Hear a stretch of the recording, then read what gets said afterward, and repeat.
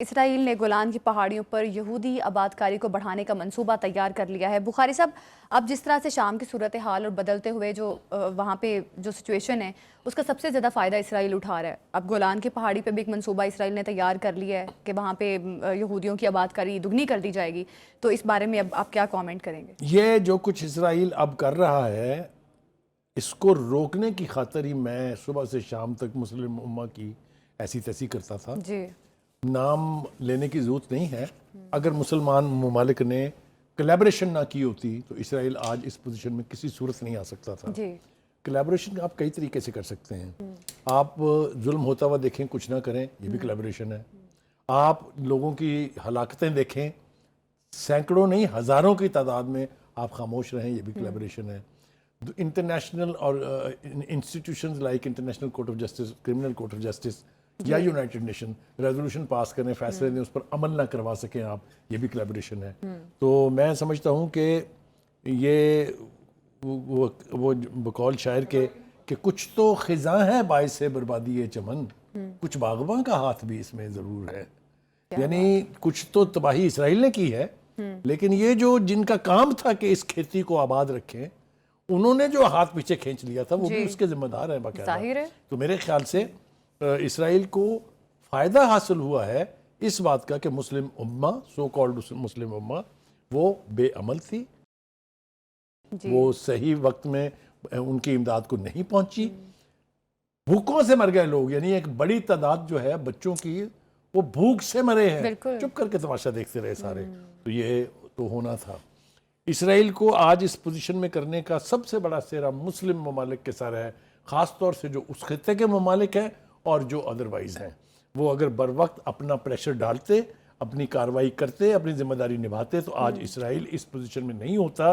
وہ اب رکے گا نہیں، صرف شام نہیں ہے اس کا ٹارگٹ، وہ جارڈن کے علاقے لے گا، وہ جو فلسطینی مغربی کنارہ ہے، جو رام اللہ ہے، یہ ان سب چیزوں کے اوپر وہ اب حاوی ہوگا اور اپنی مرضی امپوز کرے گا، اور کسی میں جرت نہیں ہوگی کہ وہ اس کو روک سکے۔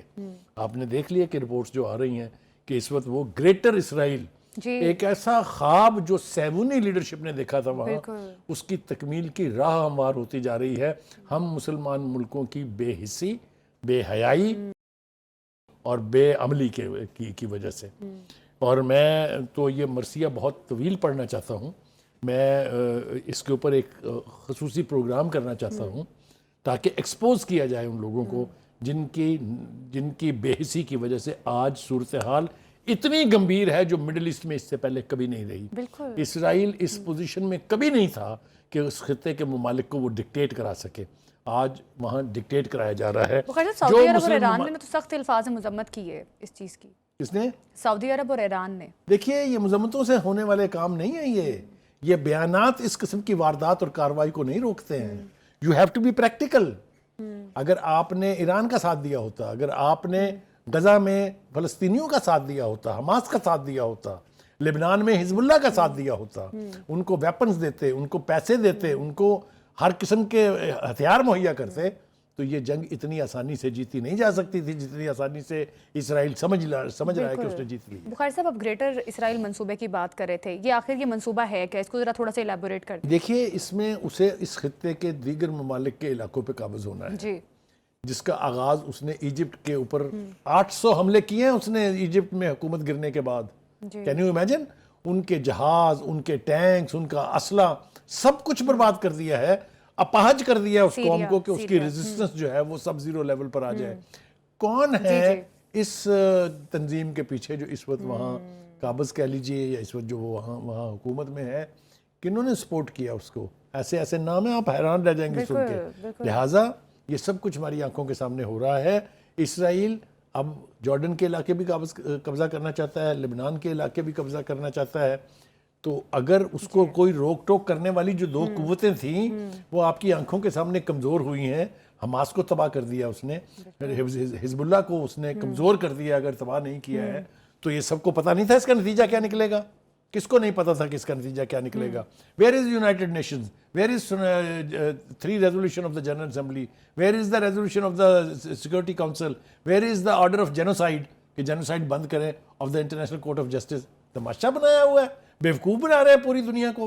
तो ये सारों की मिली भगत के साथ इसराइल इतना पावरफुल हुआ है कि आज वो इस खित्ते के अंदर डिक्टेट करा रहा है। अच्छा बुखारी साहब, अब इसराइल का अगला टारगेट इसराइल कह रहा है कि ईरान है, कि ईरान के जो न्यूक्लियर एसेट्स हैं उनको ख़त्म किया जा सके, तो इस पे आप क्या कहेंगे?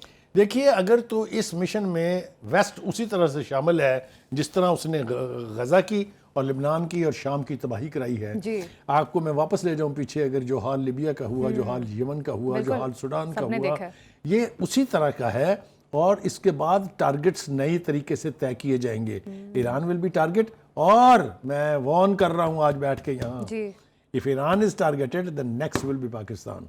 क्योंकि पाकिस्तान के न्यूक्लियर प्रोग्राम के दुश्मनों में इसराइल सबसे आगे है, क्योंकि उसका ख्याल ये है कि अगर मुसलमान मुल्क जो है वो एटॉमिक पावर होगा तो उसकी एग्जिस्टेंस को हमेशा से खतरा रहेगा। लिहाजा इसराइल की लीडरशिप के रेड मार्क्स में पाकिस्तान का नाम सबसे पहले आता है। इसलिए अभी भी वक्त है कि इसराइल को यहाँ रोका जाए जहाँ वो पहुँच चुका है। अगर उसका ये सफ़र जो है जारी रहा तो फिर it is the question of are. Bukhari साहब, ये भी तो कहा जा रहा है कि ईरान में भी रिजीम चेंज मंसूबा जो है वो इसराइल और अमेरिका बना रहा है, तो इस बारे में आप क्या कहेंगे कि वाकई इसमें इसको कोई हकीकी शक्ल दे सकता है इसराइल और अमेरिका? मैं चूँकि ईरानियन रेवोल्यूशन के बाद से एक स्टूडेंट रहा हूँ ऑफ ईरानियन रेवोल्यूशन, मैंने उसको जाके अंदर झांक के देखा है। मैंने कुछ 13-14 मरतबा मैं ईरान गया हूँ।